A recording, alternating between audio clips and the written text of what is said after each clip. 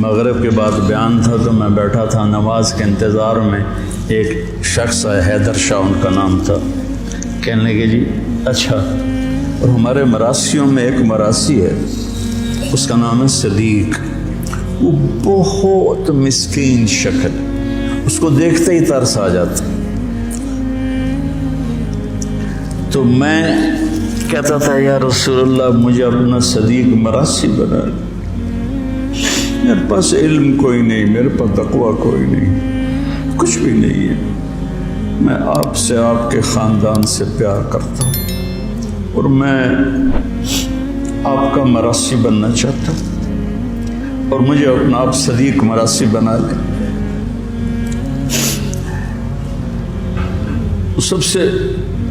سب سے معصوم اور مسکین شکل کا بوڑھا ہے،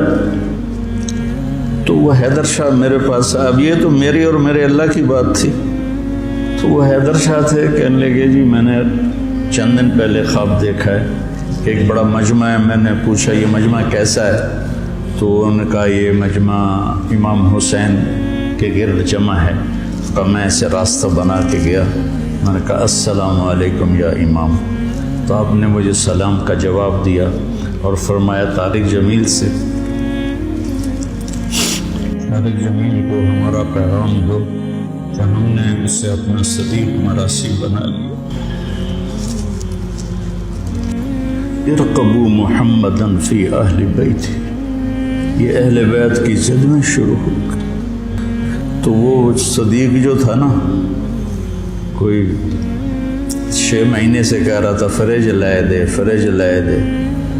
میں کہتا تھا بل بھی پھر میں ہی بھرنا ہوتا تو بھرنا نہیں، تو میں اس کو لے کے نہیں دے رہا تھا۔ جب اس نے مجھے کہا کہ یہ پیغام ہے تو میں نے آتے ہی کہا صدیق مراسی کو فریج لے کر دو، مولوی شام سے کہا کہ اس کو فریج اٹھوا کے دو۔